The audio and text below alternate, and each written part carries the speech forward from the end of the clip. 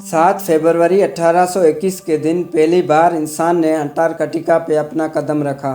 इस दिन के बाद बहुत से मुल्कों ने वहाँ पर जाना शुरू कर दिया और वहाँ पर अपने रिसर्च स्टेशन बनाने लगे। आखिर वो कौन था जिसने पहली बार अंटार्कटिका पे अपना कदम रखा, और अंटार्कटिका के कौन से ऐसे राज हैं जो साइंस डिस्कवर कर चुकी है, और आखिर ये कॉन्टिनेंट कितना बड़ा है, ये सब जान सकेंगे आप आज की इस वीडियो में। सिंध टीवी चैनल पे आपको वेलकम करते हैं। जॉन डेविस एक अमेरिकन सेलर था जिसने पहली बार 1821 में अंटार्कटिका में अपना कदम रखा। ये अंटार्कटिका इतना बड़ा कॉन्टिनेंट है जिसमें पूरा अमेरिका फिट आ सकता है। ये कॉन्टिनेंट 15 किलोमीटर तक फैला हुआ है, जिसमें तकरीबन 5 किलोमीटर लंबे बर्फ़ के पहाड़ भी मौजूद हैं। इसकी एक अजीब फिनामिन ये भी है कि यहाँ गर्मियों के 6 महीने दिन और सर्दियों के 6 महीने रात होती है। जैसे कि यहाँ 6 महीने दिन और 6 महीने रात होती है, इस वजह से यहाँ सूरज का पता लगाना मुश्किल हो जाता है, जिसकी वजह से यहाँ कोई भी टाइम जोन एग्जिस्ट नहीं करता। जो भी रिसर्चर जिस मुल्क से आता है वो अपने मुल्क का टाइम फॉलो करता है। अंटार्कटिका वो वाहिद कॉन्टिनेंट है जिसको कोई भी मुल्क ओन नहीं करता, लेकिन यहाँ पर रशिया, इंग्लैंड, ऑस्ट्रेलिया और भी कई सारे मुल्कों के रिसर्च स्टेशन मौजूद हैं जो अंटार्कटिका को स्टडी करते हैं। साइंसदानों के मुताबिक दुनिया में पाया जाने वाला फ्रेश वाटर का 60% अंटार्कटिका में पाया जाता है। यहाँ पूरा साल टेम्परेचर -10 डिग्री सेल्सियस से लेकर -60 डिग्री सेल्सियस तक होता है। यहाँ पर साइंसदानों को कुछ ऐसे फॉसिल्स भी मिले हैं जिससे ये पता चलता है कि 20 करोड़ साल पहले यहाँ पर डायनासोर का राज हुआ करता था, और तब अंटार्कटिका इतना कोल्ड नहीं हुआ करता था और यहाँ पर लाइफ बसा करती थी। और कुछ रिसर्चर का मानना है कि यहाँ बहुत पहले एक एटलांटिस नामी शहर भी आबाद था, जो अब अंटार्कटिका के खतरनाक पहाड़ों के नीचे धंस गया है। 2014 में की गई रिसर्च से साइंसदानों को इंसानों के फॉसिल्स भी मिले हैं, जिससे ये साबित होता है कि डायनासोर के ख़त्म होने के बाद यहाँ पर इंसान भी आबाद हुआ करते थे।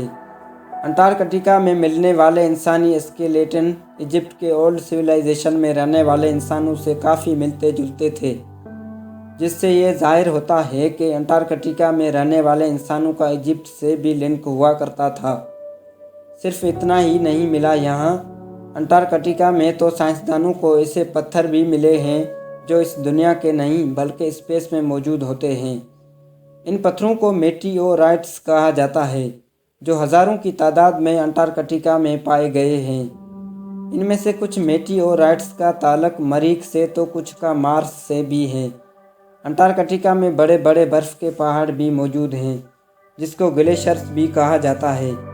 इन ग्लेशियर्स में एक बहुत बड़ा ग्लेशियर्स भी पाया जाता है, जिसको टेलर ग्लेशियर कहा जाता है। इस ग्लेशियर में लाल रंग की आबशार निकलती है, जिसको ब्लिड फॉल्स कहा जाता है। साइंसदानों का कहना है कि इस लाल रंग की आबशार के पीछे का रीज़न यहाँ हाई अमाउंट में आयरन ऑक्साइड का मौजूद होना है। ये आयरन ऑक्साइड जब एयर में मिक्स हो जाती है तो ये आयरन ऑक्सीडाइज में कन्वर्ट हो जाती है, जिस वजह से इसकी आबशार लाल रंग की दिखाई देती है। ये फिनामिना बिल्कुल इस तरह से है जैसे हम आयरन यानी लोहे को बाहर धूप में रखते हैं तो उसको जंग चढ़ जाता है, जिसकी वजह से वो लाल दिखाई देता है। अंटार्कटिका में 400 के लगभग पानी की नदियाँ भी पाई गई हैं, जो कि बर्फ़ के बड़े बड़े पहाड़ों के नीचे मौजूद हैं। यहाँ पर हमारे जहन में ये सवाल भी आता है कि अगर अंटार्कटिका में -60 डिग्री सेल्सियस टेम्परेचर पाया जाता है तो यहाँ पानी की लेक्स कैसे मौजूद हो सकती हैं? इसका जवाब भी इतना मुश्किल नहीं है। यहाँ पर बर्फ़ के बड़े बड़े पहाड़ मौजूद हैं, जिनका वाटर पर बहुत ज़्यादा प्रेशर भी पड़ता है, और इस प्रेशर की वजह से वाटर की फ्रीजिंग पॉइंट कम हो जाती है, जिसकी वजह से ये पानी बर्फ़ में तब्दील नहीं होता।